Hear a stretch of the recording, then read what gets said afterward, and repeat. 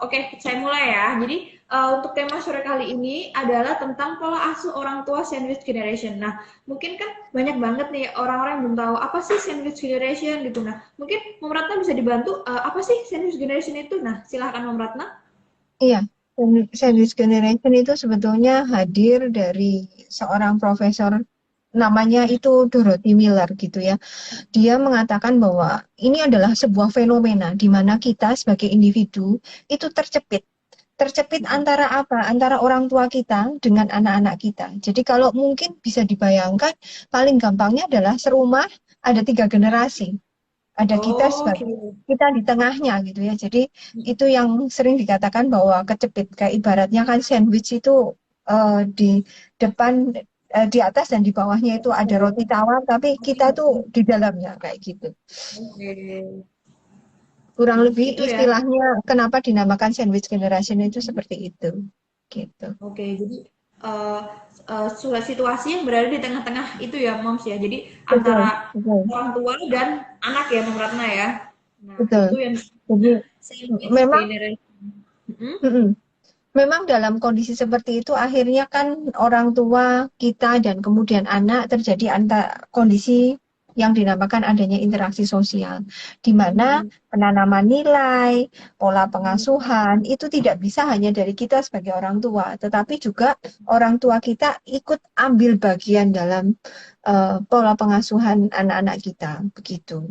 Oke. Sandwich generation kalau mungkin dari versi luas lagi kita juga akan bicara masalah finansial terutama kayak gitu. Oke, seperti itu ya. Lalu Hmm. untuk pola asuh sandwich generation itu seperti apa ya, Mom Ratna ya? Iya, eh, biasanya anak-anak dengan eh, pola asuh sandwich generation ini mereka akan lebih dekat dengan orang tuanya. Kenapa? Karena mereka merasa ada gap yang cukup besar antara mereka dengan kakek neneknya. Jadi anak-anak umumnya merasa tidak dipahami oleh kakek neneknya, sehingga mereka akan cenderung untuk lebih ke orang tuanya. Hanya saja yang perlu diketahui juga dalam pola asuh ini adalah sebetulnya perbedaannya kalau kita sebagai orang tua ke anak biasanya kita akan menerapkan sistem yang otoritatif. Tetapi kalau dari nenek kakeknya ke anak kita itu biasanya mereka lebih ke permisif. Kalau mungkin dulu dengan kita itu masih otoriter gitu ya, tetapi kalau orang nenek kakek ke cucunya itu biasanya lebih ke arah permisif yang kemudian apa sih itu pola asuh permisif?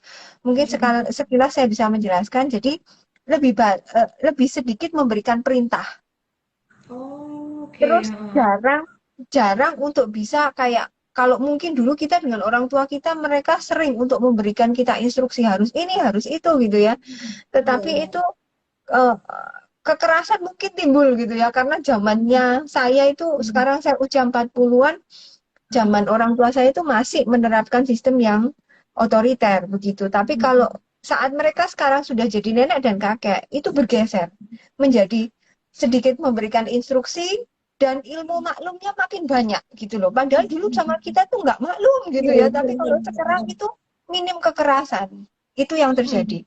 Tetapi Oh, kalau kita sebagai orang tua, biasanya kita lebih menerapkan sistem yang otoritatif atau kita lebih sebut dengan demokratif di mana kita membuat standar perilaku untuk kita bisa menerapkan itu kepada anak dan kita berusaha secara responsif untuk bisa memenuhi kebutuhan mereka. Kurang lebihnya begitu. oke, kurang lebihnya seperti itu ya, Mbak Ratna ya. Hmm. Ya, soalnya mungkin ya karena sekarang sudah mungkin waktu dulu waktu jadi orang tua ya kan keras sama anaknya ya pasti terus pas Hmm. sudah jadi nenek akhirnya sama cucunya beda ya itunya Iya. apa sikapnya ya beda ya jadi kayak sama cucunya lebih sabar biasanya kayak Hmm. cucunya Hmm. itu diturutin gitu ya Mbak Ratna ya biasanya ya. Betul, betul, betul. Kadang saya juga merasa iri gitu ya. Loh, kok dulu nggak gitu ya sama saya gitu ya. Nah itu ya itu yang dinamakan dengan pola asuh sandwich generation ya Mbak Ratna ya. Hmm. Hmm. Hmm. Lalu apa sih faktor penyebab terjadinya sandwich generation itu, Mom Ratna? Sandwich generation ini terjadi sebetulnya karena apa? Salah satunya yang lebih banyak dicapai itu salah satunya karena kita itu apa ya? Faktor usianya itu antara orang tua kita dengan kita itu jaraknya lumayan jauh, sedangkan kita itu dalam usia perkembangan. Biasanya ini kan dialami antara usia kita 35 sampai dengan 54 tahun, di mana kondisinya pada saat itu kita tuh sudah mulai beranjak untuk siap menangani anak-anak, siap untuk membawa mereka pada perkembangannya, tapi di sisi lain, orang tua kita itu masih juga butuh perhatian. Jadi kalau Ya. mungkin secara finansial kita merasa akibatnya kita terjebak pada 3 generasi. Kita harus menghidupi diri kita juga punya keinginan. Satu sisi kita juga harus memenuhi kebutuhan anak-anak, satu sisi lagi kita juga harus memenuhi kebutuhannya orang tua. Demikian juga dalam pola asuh. Satu sisi kita ingin menerapkan sistem yang demokratis, tapi orang tua kita mengatakan, waduh kamu terlalu lost dengan apa yang menjadi aturan, sehingga mereka bergeser untuk mengatakan, ayo kasih perintah, kamu harus begini, kamu harus begitu, dan lain sebagainya. Sehingga biasanya kalau dalam kondisi pendidikan, kita sebagai orang tua itu lebih ke arah pemberi dan juga pengawas pendidikan. Tetapi kalau kakek neneknya itu lebih ke pelaksana. Karena kita sebagai generasi di tengah ini sudah di-push untuk area yang lain, yaitu push-nya adalah area finansial, pemenuhan kebutuhan itu, sehingga pola pendidikan itu biasanya kemudian beralih ke nenek kakeknya. Tetapi kelemahannya adalah pada saat itu, para cucu ini tidak cukup nyaman dengan kakek neneknya. Sehingga timbul pemberontakan yang kemudian kadang kita menyadari tiba-tiba sudah jauh. Artinya jauhnya itu sudah tidak. Kadang kita lupa untuk melakukan pendekatan personal dan mereka sudah jauh melangkah yang bahkan kita tidak sadari itu berdampak pada hal-hal yang negatif untuk mereka. Seperti itu. Jadi antisipasinya seperti apa supaya generasi sandwich ini bisa terputus gitu ya kan, lingkarannya itu kan terus berjalan, bukan berarti bahwa oh periodenya tahun ini, enggak, setiap tahun kapanpun itu ini bisa muncul. Dikarenakan apa sih? Salah satunya adalah kita tidak pernah mempersiapkan pada masa pensiun di hidup kita itu kita mau apa, sehingga seringkali pada saat kemudian kita merasa tidak berdaya dan kita pensiun tidak ada kegiatan, kita akan cenderung kemudian bahasa Jawanya ngeripui gitu ya. Ingin ambil bagian dalam perawatan anak gitu karena menganggap cara kita adalah cara yang terbaik sebagai seorang nenek dan kakek dari mereka gitu. Yang kedua, gaya hidup kita yang tidak tertata. Jadi kadang kala kalau kita butuh sesuatu, kita ingin sesuatu, kita seringkali hedon. Tidak membeli berdasarkan kebutuhan, tapi keinginan. Nah, ini dampaknya sebetulnya pada generasi lanjutan kita. Pada saat ini tidak diputus, itu pun terbentuk pada pola asuh. Mengingat anak-anak juga akan kemudian melihat cara kita untuk mengkonsumsikan uang, cara kita menanggapi masalah, itu mereka pelajari dan mereka kemudian terapkan itu untuk kehidupan mereka. Gitu. Kemudian perlu diingat kalau tadi dikatakan secara finansial, sebaiknya dari apa yang kita dapatkan dalam sebulan minimal 20% harus kita sisakan untuk persiapan dana kesehatan. Sehingga pada saat kita sudah menua dan menjadi kakek, kita tidak melanjutkan apa yang kemudian dilakukan oleh orang tua kita. Terutama karena pola pengasuhan perlu untuk tetap dilakukan oleh orang tua, bukan oleh nenek kakeknya. Begitu. Benar ya. Biar nggak ngeriui itu ya tadi ya Mbak Ratna ya. Bahasa Jawanya gitu. Bahasa Jawanya ngeriui, cuma kadang kayak orang tua itu kan merasa mungkin dirinya lebih berpengalaman ya, jadi pasti kasih tahu lah ini harusnya begini, harusnya begini. Nah jadi mungkin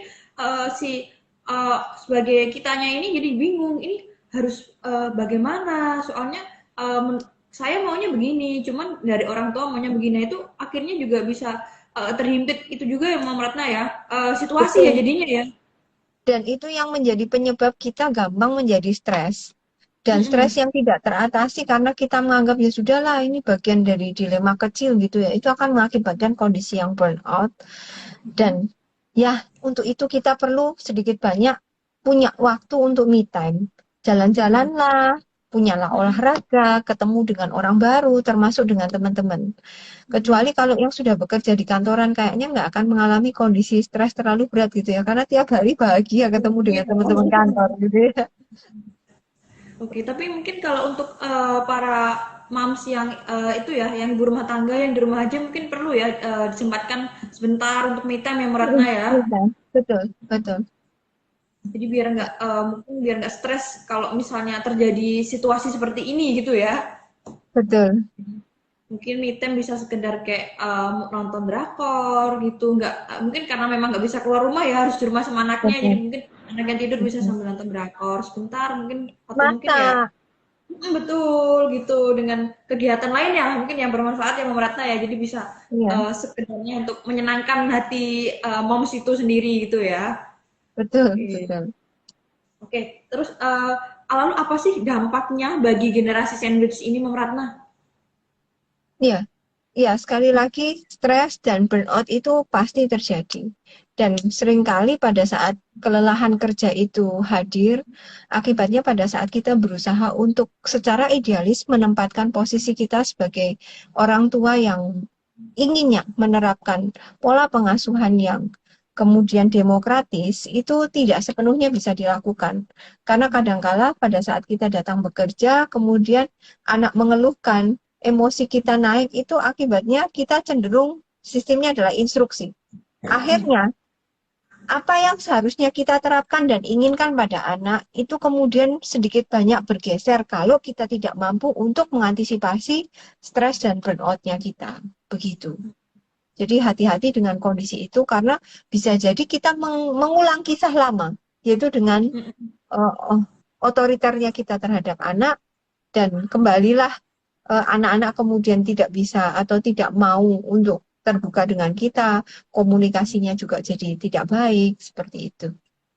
Akhirnya rantai generasi sandwich ini berjalan terus ya memeratna ya. Betul, terutama kaitan dengan pola asuh dan emosinya, begitu. Oke, jadi memang harus benar-benar diperhatikan ya Moms ya. Oke, karena ini tadi dari tadi saya lihat banyak banget nih yang udah tanya-tanya yang komen. Jadi saya bacain satu-satu yang meratna ya. Pertanyaan Mama sudah komen ya. Ya, Oke. silakan. Oke, ini ada sudah banyak nih. Nah, ada pertanyaan dari Mom Afuni. Kalau kakek nenek tinggal satu rumah tapi terpisah secara finansial, apa masih bisa dikatakan sandwich generation, Mom? Secara finansial terpisah, kita kan hari ini membahas juga tidak hanya kaitan dengan finansial yang utama dibahas di sandwich generation sendiri, tetapi kita fokusnya pada juga pola pengasuhan. Dalam hal ini, yang pasti adalah pada saat orang tua kita sebagai nenek kakek dari anak-anak kita itu masih kemudian ikut mengintervensi, maka pada saat itu masih juga termasuk dalam kita termasuk dalam generasi sandwich itu, terutama dalam hal pola pengasuhan, bukan dalam hal finansial. Begitu. Oh, oke. Kita Jadi terjepit antara aturan yang kita buat dengan aturan yang kakek neneknya buat, seperti itu. Jadi kita perlu untuk dealing dulu dengan orang tua kita, walaupun itu tidak mudah, tetapi itu harus dilakukan supaya satu suara dalam mendidik anak. Seperti oke. itu. Jadi mungkin anaknya juga bingung ya Meratna ya. Dari papa mamanya begini, dari kakek neneknya begini. Jadi mungkin anaknya bingung.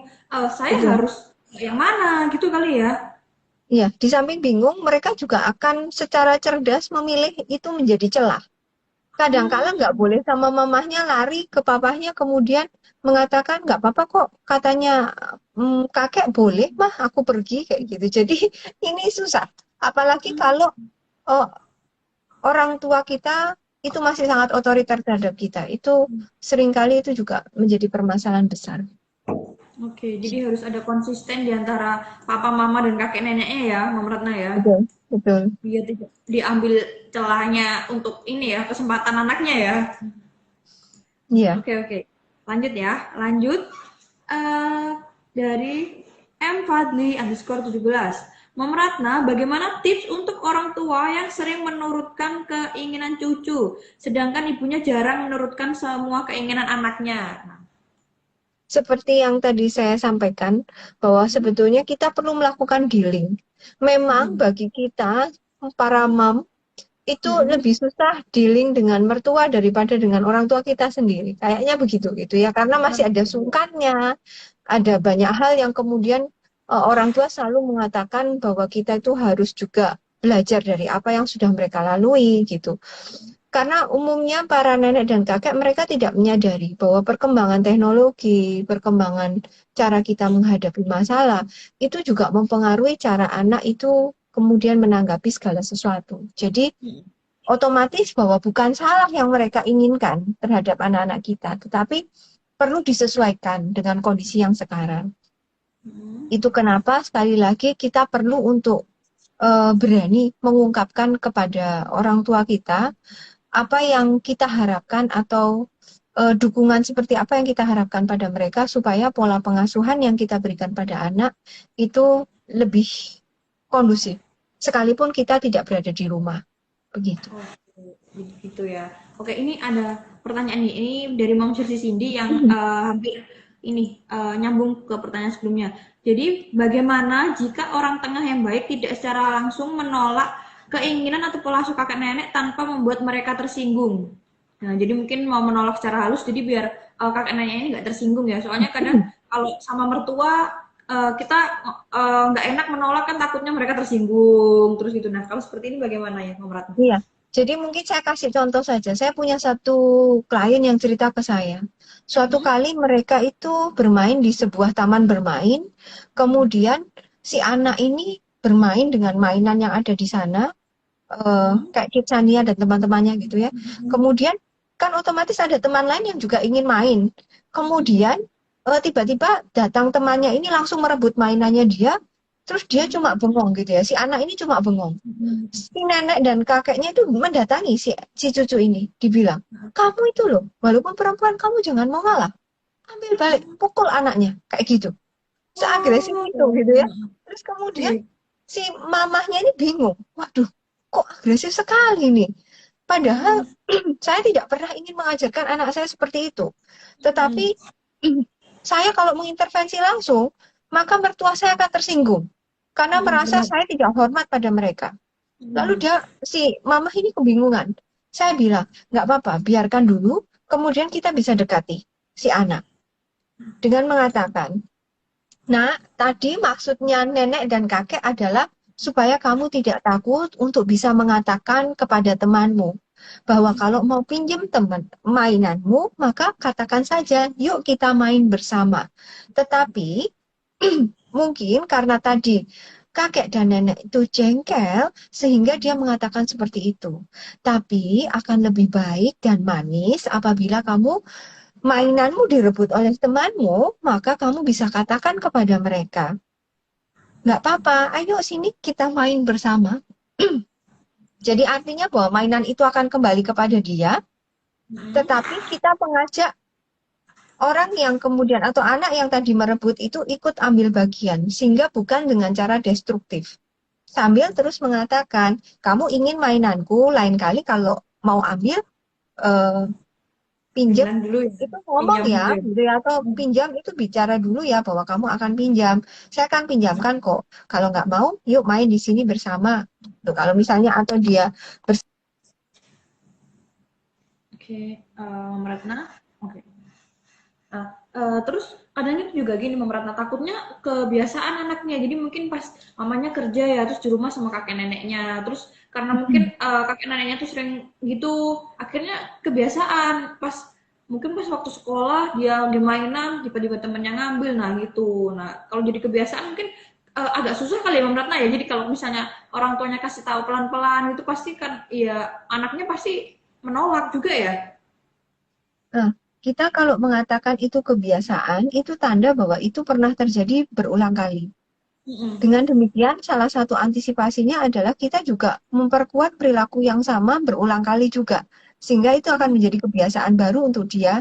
Dan kemudian pada saat dia melakukan hal positif, kita bisa memberikan reward positif berupa pujian. Wah, anaknya bunda hebat ya, anaknya mami hebat ya, bisa ngajak temannya bermain. Tadi kenapa, Dek? Kita bisa follow up supaya kita juga tahu perasaannya dia. Ya tadi sebenarnya aku jengkel. Oke, tahu. Kenapa kok tadi adik jengkel? Karena ini.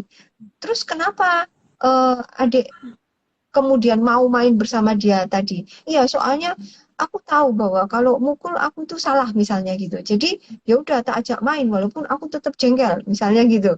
Tapi minimal dia sudah Mm-mm. mulai menerapkan satu pemahaman baru bahwa memukul itu salah sehingga dia bergeser ke arah yang lain walaupun ada satu sisi bahwa perasaannya masih tetap jengkel gitu ya. Tapi minimal eh, kejengkelannya tidak setinggi yang awal sehingga perilakunya juga ikut berubah. Begitu. Benar. Oke, jadi untuk orang tua sendiri, jadi memang jangan bosan-bosan ya. Kalau mungkin anaknya udah terlanjur berlaku seperti itu, mungkin kan kadang sebagian kakek nenek berpikir nggak apa-apa, lah, namanya juga anak-anak kan gitu ya, embel-embelnya gitu ya, nggak apa-apa kan masih anak-anak nah gitu. Tapi kalau itu dibiarin terus-terusan kan dampaknya bisa jadi jangka panjang ya. Mungkin sampai gede dia akan seperti itu ya kalau sama temannya gitu. Betul, Jadi betul. ya, Untuk itu jadi kita sebagai perlu menjelaskan secara sesuai dengan usianya. Jangan terlalu kompleks kalau menjelaskan, karena kalau terlalu kompleks mereka pun menganggap apa sih nggak ngerti maksudnya gitu ya. Tapi yang sederhana dan tunjukkan dengan perilaku. Oke, tapi itu gak sih Mams, kayak mungkin anak-anak ya yang mungkin masih balita ya, kadang kalau main sama temennya suka mukul, terus pas orang tuanya bilang, jangan ya, nanti gini gini gini, tapi pas anaknya bilang iya, tapi nanti next diulangi lagi gitu. Nah kalau seperti itu Iya, mungkin udah bisaan ya jadinya ya. iya. Memang umumnya anak-anak kan seperti itu ya, egosentrisnya masih tinggi sekali sehingga dia merasa bahwa apa yang kemudian sudah dia pegang itu adalah miliknya dia. Sehingga kalau Mm-mm. untuk berbagi itu lebih susah. Untuk itu Betul. ya sekali lagi kita harus bisa menunjukkan contoh sikap perilaku yang kita inginkan dari anak dan kedua berikanlah reward positif kepada anak supaya mereka pun semakin memperkuat perilaku yang memang mereka yang kita dambakan dari anak gitu. Oke, itu. Oke, lanjut ya ke pertanyaan berikutnya. Dari Mom Afni lagi. Nanti kalau sudah tua nggak mau jadi beban buat anak, tapi juga berharap dirawat sama anak nantinya dalam keadaan lemah. Bagaimana ya Mom Ratna sarannya? Iya, bagaimana cara kita kemudian memperlakukan anak itu Hmm, juga menjadi bagian dari kedepannya mereka akan memperlakukan kita seperti apa. Jadi sandwich generation ini juga bagian dari cara kita untuk memberikan contoh, bukan berarti semua negatif loh. Positifnya hmm, juga ada. Salah satunya adalah kita bisa memberikan contoh kepada anak-anak kita bagaimana cara kita merawat orang tua kita.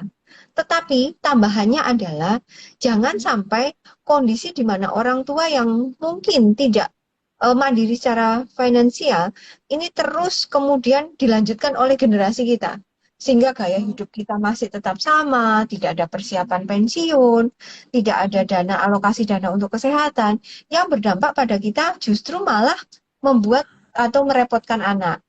Nah, dalam kondisi kita merepotkan anak itu yang kemudian biasanya anak menjadi merasa apa ya, enggan. hmm, Karena ada beberapa anak yang dengan pemikirannya mereka berpikir bahwa setelah mereka dewasa ya mereka punya hidupnya sendiri seperti itu. Tetapi kita bisa mencontohkan dari cara kita memperlakukan orang tua kita. Yang perlu ditambahkan adalah antisipasi kaitan dengan finansial kita harus tetap baik sehingga tidak merepotkan anak-anak. Dan mereka pun akan bisa merawat kita dengan happy tanpa merasa benar. tertekan gitu. Iya benar. Tetap Tanpa merasa itu ya beban ya. betul. Mungkin jadi kayak mungkin merasa terbeban ada beban orang tua, terus lagi beban anaknya juga. Jadi akhirnya secara finansialnya juga ini ya Mom Ratna ya kacau ya. Betul. Oke, lanjut ya. Lanjut ke pertanyaan berikutnya dari Mom Yulia Purnamasari 758. Mom Ratna, dulu saya dididik sama orang tua saya dengan cara mengatur-ngatur secara detail. Nah, sekarang terkadang saya terbawa dengan pola mengatur. Bagaimana cara merubahnya? Mohon sarannya. Hmm. Apa yang membuat Anda ingin merubahnya, Mam? Karena begini, selama mengatur itu lebih ke arah yang tadi saya katakan sistemnya demokratis, itu kita kan akan lebih mengatakan bahwa sistem pengaturan yang kita ajarkan itu sedikit digeser ke arah yang kita mengatakan bahwa, idealnya begini loh nak, kalau habis makan, taruh piringnya di belakang, misalnya begitu. Kalau misalnya mereka punya orang yang membantu mereka untuk membersihkan. Atau setelah makan, piringnya dicuci langsung ya, sehingga itu kan sebetulnya juga kalau mau dikatakan perintah itu juga bagian dari perintah. Tetapi ada sisi positif yang memang kita ingin ajarkan, yaitu kebiasaan baik tentang lifestyle-nya kita gitu ya. Tentang bagaimana bantu dirinya kita untuk kita bisa menjadi pribadi yang lebih mandiri. Tetapi yang perlu untuk dilakukan adalah lebih ke arah pergeseran. Kalaupun dulu murni kalau dia tidak melakukan, maka kita harus misalnya terkena hukuman atau punishment dengan kemarahan, kita sedikit menggeser dengan cara yang berbeda, mengingatkan, punya aturan, sehingga di aturan itu kita menerapkan sistem bahwa aturan itu dibuat bersama dengan konsekuensinya, sehingga anak pun akan ikut dalam pola yang kita buat. Begitu. Oke. Jadi seperti Nggak itu perlu ya. selamanya dirubah. Hal baik yang memang sudah kita dapatkan, boleh kok tetap dilakukan. Oke, jadi diambil sisi positifnya ya, Mbak Ratna ya. Betul. Jadi mungkin sedikit negatifnya dirubah, dijadikan sisi positif yang ditambahin lah. Mungkin biasanya begini, jadi begini, jadi gitu ya. Oke, lanjut pertanyaan berikutnya dari Mo Andrean Fatih Fajar. Bagaimana cara mengajak kerabat bekerja sama menanggung beban? Maksudnya mungkin menanggung beban orang tuanya ini ya, kakek neneknya ini ya. Mhm. Dalam hal finansial ya, mungkin ya, maksudnya Iya, ya. mungkin maksudnya mungkin dalam hal finansial. Iya. Eh, karena kalau saya nggak tahu yang dimaksudkan kerabat ini apakah saudara Oh, kandung mungkin ya. atau di luar Oh, dari itu. Karena kalau saudara kandung biasanya kita perlu untuk bisa mengatakan secara terbuka bahwa ini adalah orang tua bersama, maka tanggung jawabnya adalah tanggung jawab bersama, maka kita juga harus berbagi. Tidak boleh mengatakan bahwa, oh ya, yang paling kaya yang harus menanggung semuanya, gitu ya. Tetapi kita lebih menerapkan pola bahwa semua dari kita berhak untuk memberikan apa ya, pengabdian kepada orang tua. Setiap dari kita punya hak untuk merawat orang tua, maka lakukanlah tanggung jawab dan haknya masing-masing sehingga eh, tidak merasa bahwa oh kalau orang tuanya ikut si A maka si A yang paling terbeban. Itu iya. tidak boleh begitu. Dan tidak boleh juga ada istilah oh ya karena si A itu yang paling sukses dibandingkan dengan adik dan kakak lainnya, maka si A lah yang harus bertanggung jawab terhadap orang tuanya. Karena itu lebih kepada kesadaran dari tiap anak. Itu kenapa dalam kondisi sandwich generation ini sebetulnya diungkapkan untuk membuat kita lebih aware bahwa kalau kita saja mengalami kondisi yang tertekan dengan kondisi orang tua kita yang seperti ini, jangan lakukan itu kembali pada anak-anak kita. Kita harus memutus rantai itu dengan kita menjadi pribadi yang lebih mandiri, baik secara perilaku ataupun dari segi finansial begitu. Oke, jadi kurang lebihnya seperti itu ya. Oke, Betul. lanjut berikutnya ke ini, Mom Silsi Cindy. Bagaimana mengatasi kakek nenek yang selalu memberikan apa yang diminta cucunya? Jadi sering banget membeli barang-barang secara impulsif tanpa melihat barang itu diperlukan atau tidak. Nah, ini biasanya para kakek nenek sering kayak gini ya, Mom Ratna ya. Hmm. Saking cintanya gitu kali ya. Oke, sama Kalau cucunya. saya pribadi, saya lebih mengatakan secara langsung. Saya mengatakan pada orang tua saya secara langsung, baik kepada mertua juga termasuk. Saya mengatakan tolong jangan dibelikan terlalu banyak mainan. Bukan tidak boleh membelikan, bahkan mereka pun saya ajarkan untuk kemudian melihat bahwa mainan yang ada masih cukup untuk mereka bermain, sehingga sebaiknya itu dialihkan untuk kegiatan lain. Jadi kalaupun misalnya anak saya ulang tahun begitu ya, biasanya saya akan request kalau bisa jangan dikasih mainan. Kenapa Hmm, seperti itu? Pertama, saya tipe orang yang nggak suka nimbun barang. Kedua, oke. saya menganggap bahwa semakin sedikitnya mainan, mereka lebih kreatif. Apapun mereka bisa mainkan. Sehingga Betul, mereka betul. pun berusaha aware dengan apa yang mereka miliki. Jadi lebih hati-hati. Tapi kalau terlalu banyak, nggak apa-apa ini rusak, nanti ada yang lain. Begitu. Iya, benar-benar. Jadi mungkin akan jadi kebiasaan ya, kalau misalnya dibelikan mainan, jadi mainnya asal-asalan gitu. Jadi, nanti pasti dibelikan lagi gitu ya, Mama Ratna ya. Iya, itu kenapa kayak sepeda pun saya selalu milih yang, oh ya memang bisa untuk sampai dia dewasa. Gitu. Oke, jadi yang bisa dipakai jangka panjang ya. Oke, Mm. jadi long invest, jadi nggak beli-beli lagi ya, Mama Ratna ya. Iya, supaya nggak nimbun barang. Benar. Oke, lanjut ya ke pertanyaan berikutnya ya. Pertanyaan Ya. berikutnya dari M. Fadli skor 17. Memeratna, ketika orang tua terlalu ikut campur urusan rumah tangga secara keseluruhan, bagaimana kita bisa lepas dari mereka ya? Karena malah kadang itu memperburuk hubungan antara suami dan istri. Mohon maaf, memang lebih ideal bahwa Anda keluar dari rumah dan Anda punya rumah yang lain dibandingkan dengan orang tua. Walaupun kita mengawali hanya dengan mungkin eh, apa sewa, tapi minimal Anda bisa membentuk cara pandang Anda sendiri. Tetapi kalaupun itu terpaksa terjadi, maka sekali lagi Anda harus bisa belajar berkomunikasi dengan orang tua yang tinggal serumah untuk kemudian memberikan kita ruang untuk apa ya? Ruang itu untuk membuat kita membuat keputusan sendiri. Artinya Hmm, bahwa mereka boleh memberikan masukan, tetapi kita harus wanti-wanti. Pada saat masukan mereka itu tidak sungguh dilakukan, maka mohon tidak sakit hati. Nah, itu mesti ngomongnya nggak boleh segamblang ini gitu ya, tapi mesti perlahan-perlahan. Ma, saya tahu Mama bermaksud baik pada saya, Mama sayang pada saya, Mama takut saya terluka, tetapi akan sangat lebih baik. Bolehkah Ratna misalnya diberikan kepercayaan untuk bla bla bla bla begitu. Dan itu dalam oke. kondisi yang tidak kita di puncak ya. Kalau kita pas lagi jengkel, dikasih masukan, kita langsung jawab. Percayalah, yang terjadi kita akan semakin bertengkar dengan mereka. Iya ya benar. Jadi ya mungkin ini ya Mama Ratna ya. Kita harus tenangin dulu ya. Karena Betul. kalau lagi emosi terus dikasih saran gini akhirnya tambah meledak. Wah, kemana-mana nanti ya itunya ya. Apa Betul. itu pembicaraannya jadi kemana-mana malah bilang ini bilang gitu. Nah tadi takutnya kalau orang tuanya semakin tersinggung. Nah ini memperburuk keadaan jadinya ya. Iya, Oke, ini tadi mau Fadli Rizko 17 nya bilang, kalaupun pindah tetap dicekcokin, Mam. Nah, kalau seperti ini gimana, Mam? oke. Kalaupun pindah tetap dicekcokin, ini tanda bahwa kita tidak cukup punya pagar. Mm-mm. Artinya bahwa mereka jauh lebih dominan dari kita. Mm-mm.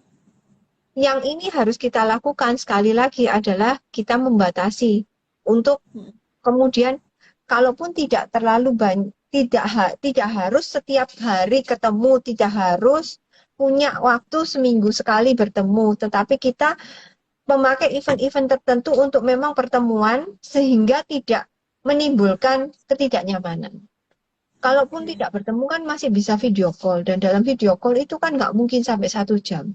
Biasanya kalaupun ada ketidaknyamanan yang kita terima dari mereka, kita masih bisa intervensi dengan kita memilih mana yang perlu kita lakukan. Kalaupun kita tidak melakukan apa yang mereka katakan, Mm. biasanya kalau beda rumah kan tidak terlihat, sehingga tidak nampak seolah-olah kita itu menyerang balik orang tua. Tetapi tidak ada maksud untuk kemudian menyembunyikan atau kemudian main di belakang gitu ya. Tapi ini lebih karena untuk membuat uh, kita punya space dan membuat kita mampu untuk punya kepercayaan diri menyelesaikan masalah. Karena kita mesti ingat, orang tua kita tidak hidup selamanya dengan kita. Dan pada saat kita tidak mampu punya keterampilan untuk menyelesaikan masalah, itu dampaknya nanti pada saat mereka meninggalkan kita, kita jadi orang yang tidak berdaya. Karena Iya, mesti bingung, tanya ke siapa ya? Biasanya ada papa ada. yang ngasih tahu, misalnya kayak gitu. Nah, itu yang bahayanya di situ. Sehingga sedikit banyak memang pelan-pelan kita perlu menyadarkan orang tua kita untuk tidak terlalu banyak ambil bagian kaitan dengan hal itu. Begitu. Oke. Mungkin itu salah satu bentuk perhatian orang tua ke anaknya juga kali Mam Ratna ya. Tapi Iya, mungkin reward cara positif terutama. ya mungkin caranya memang agak berbeda ya penyampaiannya ya. Karena anaknya udah rumah tangga terus jadi ya sedikit berbeda juga ya. Oke, lanjut ke pertanyaan berikutnya ya. Pertanyaan berikutnya ya dari Mom J2 Mariana. Mom, sebenarnya pola asuh yang anak perlu dirundingkan dan didiskusikan suami istri biar anak lebih terdidik kah? Yes, betul. Mm-mm. Mm. Memang harus seperti itu. Sebaiknya kita punya dealing dengan pasangan kita harus seperti apa. Sehingga kalaupun kita ketemu dengan mertua misalnya, yang cara perlakuannya itu beda dengan anak kita dan kita tidak cocok dengan cara mertua. Para mam, please, jangan langsung turun tangan. Pakailah suami Anda untuk mengintervensi mamahnya sendiri. Daripada Anda berkonflik. Karena mungkin caranya kita tidak sama persis seperti cara suami kita dibesarkan oleh orang tuanya. Tetapi kalau anaknya sendiri yang kemudian mengkritik orang tuanya, itu biasanya jauh lebih bisa masuk daripada kalau menantu mengkritik mertuanya. Benar. Gitu. Jatuhnya sakit hati ya Meratna ya nanti ya. Karena Jadi mungkin merasa, waduh mantuku kok nggak hormat gitu akhirnya. akhirnya nanti suaminya yang suruh maju ya, ya, apa aja yang ngomong ya gitu ya. Ya, itu kenapa kita harus deal dulu dengan suami. Jadi kalau itu sudah di luar dari deal kita, biasanya suami yang akan kemudian, sudah lama nggak usah begini, harus begini misalnya begitu. Sudah lah Pak, harus begini. Itu kita sudah persuasi suami gitu. Kita juga harus memberdayakan mereka, para mam. Ingat baik-baik. Suami kan Oke. rekan terbaiknya istri, kan begitu. Rekan terbaiknya istri ya, suami ya. Oke, lanjut ya. Ini ada pertanyaan dari Mom ini Yulia Purnama Sahari 758. Mom Ratna, bagaimana tips menyamakan satu suara pendidikan dan pola asuhnya? Soalnya banyak perbedaannya. Ini antara suami dan istri ya, mungkin ya yang dimaksudkan, melanjutkan pertanyaan tadi. Ya, memang kita perlu bicara. Itulah kenapa perlunya pilot talk minimal 15 sampai 1 jam sebelum tidur. Ngobrollah banyak hal. Tentang hal apa saja yang terjadi hari ini, bagaimana sebaiknya kita menyelesaikan permasalahan yang mungkin muncul di hari tersebut. Sehingga suami istri itu selalu ada pembicaraan yang sifatnya itu apa ya? eh, Setiap hari gitu ya. Jadi selalu bertambah informasinya. Oh, hari ini anaknya begini, maka gimana enaknya? Oh, kalau saya sih usulnya begini. Kalau kamu gimana? Oh ya, oke, setuju misalnya. Oh, kalau yang ini gimana? Perilaku ini. Jadi dengan kita terus menerapkan pola-pola komunikasi dengan suami yang baik, kesepakatan itu semakin banyak dibuat. Biasanya itu akan membuat kita semakin kompak di depan anak. Dan sekali lagi, kalau mungkin pasangan kita lupa dengan kesepakatan, kita perlu untuk kemudian berhenti sejenak, tidak langsung berespon. Loh, Pak, kan nggak begitu gitu ya. Itu sebaiknya dihindari. Karena itu di depan anak lagi gitu ya. Tapi kita katakan atau kita diam atau mungkin katakan iya begitu untuk mengiyakan apa yang dilakukan suami, baru kita intervensi suami di belakang. Kan kita sudah sepakat ini. Lalu bagaimana cara kita untuk merubah ke kondisi yang jauh lebih positif? Kurang lebihnya begitu sih. Oke, jadi kalau bisa untuk moms dan dad jangan lewatkan pilot talk ya. Ya mungkin hanya sebentar, tapi mungkin kebanyakan mom sama dad salah satunya ketiduran dulu ya Mama Ratna ya. Biasanya Iya, kayak mamanya kecapean. itu ya, bener, tidurin anaknya ikut itu tidur. Nah terus akhirnya ya udah 80% begitu. lewatan ya akhirnya pilot talknya ya. Karena mungkin Boleh udah capek. dilakukan pagi hari. Boleh dilakukan pagi hari. Saat sudah bangun pagi, mulai akan beraktivitas, cobalah untuk kemudian membangunkan pasangan dengan lembut. Ajaklah dia bicara tentang apa yang perlu dibahas. 15 menit aja.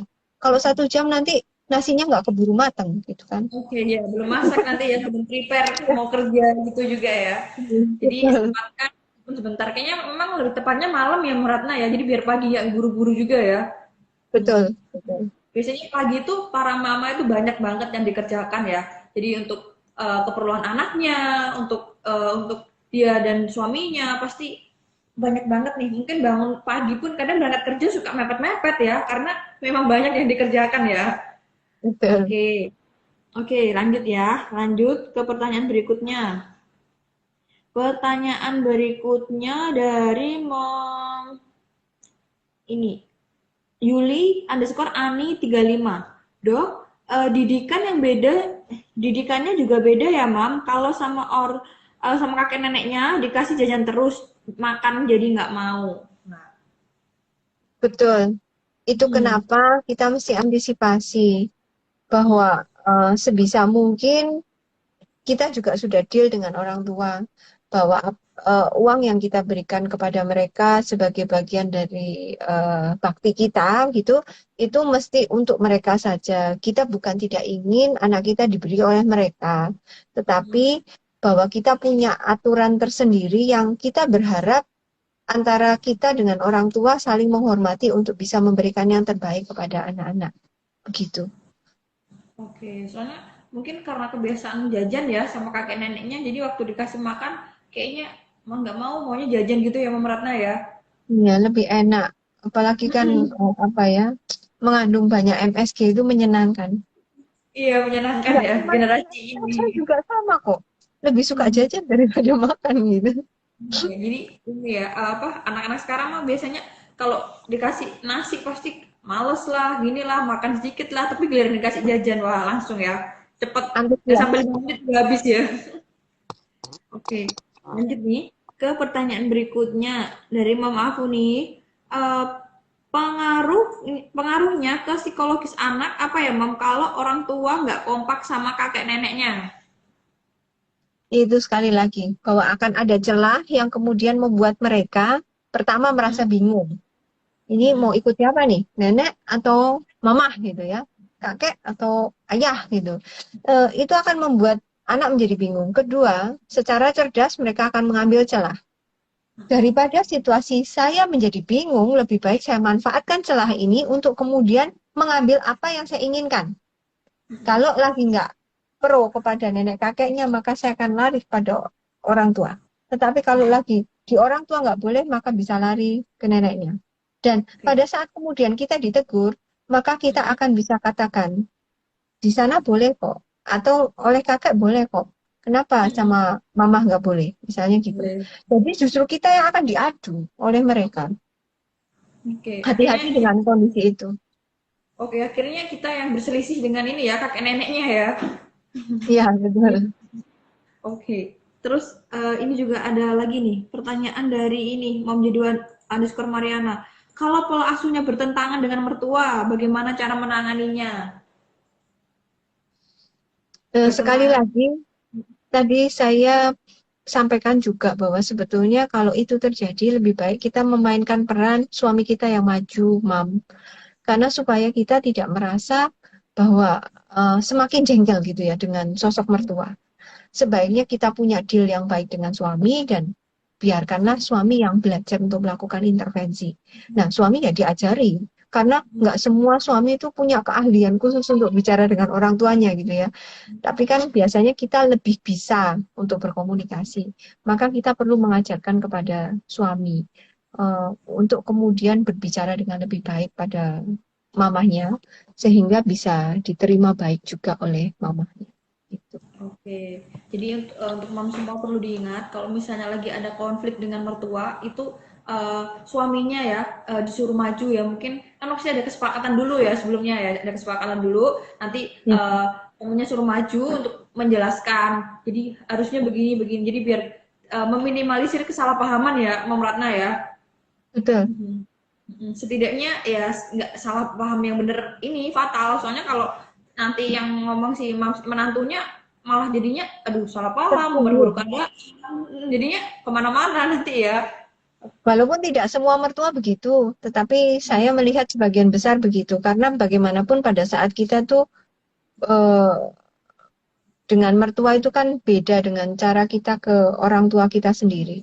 Karena kalau dengan orang tua mungkin jauh lebih bisa apa adanya gitu, tanpa perlu takut orang tua kita tersinggung, mengingat ya mereka kan sudah hidup lebih lama dengan kita, sehingga meyakini bahwa biasanya kalau orang tua lebih mengerti Iya jadi sikap kayak dan perilaku atau cara kita gitu. oke, jadi merasa lebih berpengalaman ya Mbak Ratna ya.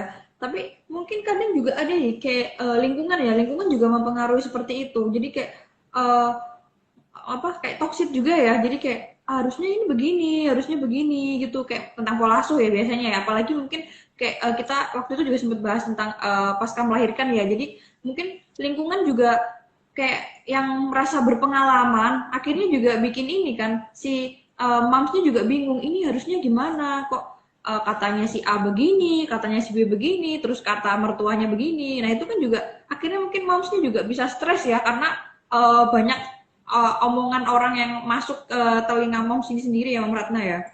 Betul, betul. Jadi Jadi itu memang menyulitkan buat kita dan itu kenapa kita perlu memilah. Ada saatnya kita harus belajar punya standar kita sendiri yang bukan berarti bahwa kita tidak mau menerima masukan dari luar. Tapi apa yang mereka lakukan belum tentu cocok dengan kehidupan kita. Itu kenapa kita tidak harus selalu mengikuti apa yang dilakukan oleh orang lain di luar kita. Karena kita yang paling paham kebutuhan kita. Seperti itu. itu ya. Oke, lanjut ya. Lanjut ke pertanyaan ini dari Eva Sari Hussein. Sudah berani ungkapin ke orang tua kalau saat saya kerja jangan dikasih HP. Tapi anak tetap dikasih HP dengan alasan memang anaknya ngambek. Nah, gimana ya caranya agar benar-benar nggak dikasih HP? Oke, ini Meratna. Oke, ini Meratna Iya, terjadi. Sebentar ya. freeze. Ini, Freeze. oke. Oke, Iya, ya. baik. Jadi kalau masalah handphone ini memang banyak sekali permasalahannya gitu ya. Salah satunya adalah pada saat kita bekerja, seringkali orang tua memberikan itu sebetulnya kenapa sih? Karena namanya dengan usia mereka, mereka nggak mau ribet. Karena melelahkan loh nungguin anak itu seharian gitu ya. Jadi kalau udah dikasih handphone, anaknya diem kan orang tua kita juga cenderung untuk lebih tenang. Kondisinya kan sebetulnya intinya itu. Jadi kalau saran saya sih sebaiknya kita siapkan banyak aktivitas sebelum kita pergi bekerja. Dan saya pernah bahas ini kayaknya di IG Live juga bersama MGM. Salah satunya itu semua sudah saya packing. Jadi satu kresek gitu ya untuk permainan X, permainan Y, permainan Z gitu ya. Sehingga pada saat kemudian dia mulai bosan, orang tua itu sudah tahu bahwa nanti mainannya itu atau anak itu sudah ngerti kotaknya yang itu. Sehingga kalaupun tidak bermain handphone itu ada pengalihan. Menjadi sebuah kesalahan apabila kita mengatakan bahwa tidak boleh main handphone, tetapi kita tidak memberikan solusi kepada kakek neneknya harus diapain. Karena mereka nggak punya ide untuk kemudian seaktif dan sekreatif kita gitu loh. Jadi ya pahamilah bahwa pada saat itu mereka pun tahu bahwa itu buruk, tetapi mereka tidak ada pilihan untuk tidak memberikannya.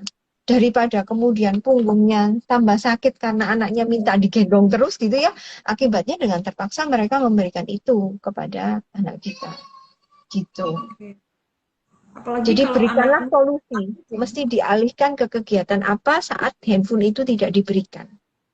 Oke, bener ya Mam Ratna ya. Jadi mungkin pas si cucunya ini lagi aktif-aktifnya kan pasti suka lari-lari ya. Jadi kan capek ya, mungkin kakak neneknya kan juga mungkin capek ya. Itu akhirnya ya udah nggak apa-apa dikasih handphone gitu. Terus ya akhirnya kebiasaan kalau nggak dikasih handphone marah-marah gitu ya Mam Ratna ya. Iya. Oke, lanjut ya ke pertanyaan berikutnya. Pertanyaan berikutnya dari Mom C. Claudia CYM. Bolehkah Mom mengajarkan anak untuk menolak sesuatu yang diajarkan orang sekitar yang tidak sesuai dengan didikan kita? Kenapa enggak? Silakan. Oke, Boleh boleh ya. kok, asalkan begini. Karena kita tuh orang timur, nggak mungkin kita ngomong langsung di depannya, nak, jangan dengerin Tante X ya. Itu bahaya. Nggak bisa begitu. Tetapi biarkan kemudian kita berlalu atau mungkin menjauh dari yang bersangkutan. Kemudian kita mengatakan pada anak, sekali lagi kita mencoba untuk melihat sisi lainnya dulu. Jadi mengatakan, bisa jadi maksud tante itu adalah supaya kamu belajar untuk hal apa, tergantung contoh kasusnya. Belajar tentang hal X. Tetapi menurut Mama akan sangat lebih baik atau manis kalau adik melakukannya dengan cara begini. Lihat dek, kalau adik melakukan begini, hasilnya ini loh. Tapi kalau yang tadi, hasilnya ini. Jadi, apalagi kalau sudah 5 tahun, itu sudah mulai bisa diajak ngobrol yang seperti itu. Kita menunjukkan hasil beserta konsekuensi yang mungkin muncul. Itu mereka mulai bisa memahami. Oke, Gitu. jadi Kecuali di bawah itu memang lebih ke arah ya penanaman langsungnya kita mesti remind terus. Jadi ibaratnya kita tuh kayak radio yang nggak pernah berhenti lah pokoknya kalau sama Iya. anak itu. Ya, terus ya muter terus ngomong terus ya Diputar. Mama Ratna ya. Oke, jadi siaran nonstop ya Mama Ratna ya, ibaratnya kita ya. Betul. Oke, lanjut ya. Lanjut ke pertanyaan berikutnya. Dari Roy Cesarito. Mam, jika kita mengajarkan anak untuk selalu berbagi dan mengalah, apakah anak akan merasa tertekan? Tergantung kasusnya, karena begini, berbagi dan mengalah itu tidak selamanya buruk asal ada penjelasan. Kenapa kita harus mengalah? Oh ya, karena saya tahu bahwa sebetulnya dia sangat ingin dan saya ingin berbagi bersama dia. Itu nggak apa-apa. Tetapi mengalah itu kan bukan berarti bahwa kita memberikan seutuhnya, tetapi bisa mengajak si teman tersebut atau anak tersebut bermain bersama dengan kita, sehingga anak kita tetap bisa menikmati apa yang dia inginkan, sedangkan temannya juga menikmati hal yang sama. Begitu. Jadi tidak selalu hal itu buruk, tetapi kita bisa ambil tengahnya. Gitu. Oke. Jadi nggak harus ini ya, apa mengalah juga ya. Jadi mungkin bisa diajak, mungkin kalau mainan bisa diajak Bergabung. main bareng-bareng gitu ya. Betul. Jadi biar nggak Betul. merasa itu harus mengalah gini. Jadi mungkin bisa kayak temannya diajak main bareng gitu ya. Oke, lanjut ya ke pertanyaan berikutnya dari Mom Eva Sari Hussein. Sifat egois anak itu sampai umur berapa ya, Mam? Agar mudah paham dan ikutin omongan orang tua. Sebetulnya di usia 4 sampai dengan 5 tahun itu mereka udah paham banget tentang Mm-mm. instruksi kita. Dan mulai bisa diajak kompromi, mulai bisa, ya egoismenya itu memang masih ada, namanya balita. Mau sampai berlangsung kapan, sebetulnya di usia tahapan umur mulai masuk TK itu dia mulai belajar untuk namanya arti berbagi. Jadi walaupun umur lebih kecil dari itu, kita konsep untuk mengajarkan itu tetap harus ada. Tetapi biasanya karena anak usia sekolah itu sudah mulai banyak ketemu teman, itu biasanya mereka jauh lebih tidak egois daripada sebelumnya. Karena kalau di rumah kan seperti raja kecil yang semuanya adalah milik dia, itu yang mengakibatkan egoismenya itu tinggi gitu. Tetapi biasanya pada beberapa anak itu bisa berlanjut sampai usia dewasa, itu karena tidak ada intervensi yang diberikan. Sehingga pada saat setiap kali anak itu butuh sesuatu, kita selalu memberikannya, itu biasanya akan membuat mereka sampai besar pun ada di tahapan yang sulit untuk berbagi. Begitu. Oke. Jadi karena dia udah merasa ini apa eh, enak dari kecil ya, jadi kayak apa-apa Hmm. gitu udah langsung ini ya Ada, tersedia. Jadi apa anaknya udah merasa jadi raja sejak kecil gitu. betul. Oke. Oke, lanjut ya Mam Ratna ya. Lanjut pertanyaan dari Lumban.Raja. Mam Ratna, adakah dampak terburuk bagi anak jika orang tuanya memberikan pola asuh sandwich generation? Sorry, apakah ada dampak buruk saat Dampak terburuk bagi anak jika orang tuanya memberikan pola asuh sandwich generation. dalam hal ini sebetulnya saat kita bisa stabil dalam pola asuh kita ke anak, yaitu dengan pola yang demokratif, sepertinya itu tidak akan jadi masalah untuk anak. Yang menjadi masalah ada pada saat kita tidak mampu berkoordinasi dengan orang tua kita atau mertua kita yang tinggal serumah dengan kita, itu biasanya yang akan mempengaruhi pola asuh kita terhadap anak, sehingga ada begitu banyak uh, aturan yang menjadi tidak stabil atau tidak konsisten dilakukan. Permasalahannya hanya di situ sebetulnya. Tapi selama kita Oke. bisa berkomunikasi dengan baik, kemudian kita bisa menata emosi kita dengan baik untuk bisa mengurangi stres kita, maka itu bisa diantisipasi. Lebih ideal lagi memang apabila sebaiknya tidak tinggal serumah dengan kakek dan neneknya. Boleh berkunjung beberapa saat saja, tetapi tidak untuk tinggal bersama. Begitu. Oke. Jadi gitu ya, lebih Supaya anak amannya nggak ya. bingung. Oke, lebih nggak bingung ya Mbak Ratna ya. Oke, Hmm. karena udah hampir 1 jam, sekarang pertanyaan terakhir ya. Pertanyaan terakhir dari Mom Ann Bawel. Mom, anak saya lagi di fase mempertahankan pendapatnya. Kadang anak jadi suka ngeyel ketika dikasih tahu. Saya harus bersikap bagaimana ya, Mam? Iya. sikap yang harus kita lakukan adalah salah satunya adalah mendengarkan dulu sampai selesai karena walaupun kita itu sangat jengkel ya karena sudah dikasih tahu tetap dengan caranya dia yang dia menganggap dirinya paling benar gitu ya. Tetapi akan sangat lebih baik kalau kita mendengarkan dulu apa yang menjadi idenya sampai selesai baru kemudian belajar untuk ditunjukkan bahwa apa yang tadi dia yakini itu keliru seperti itu.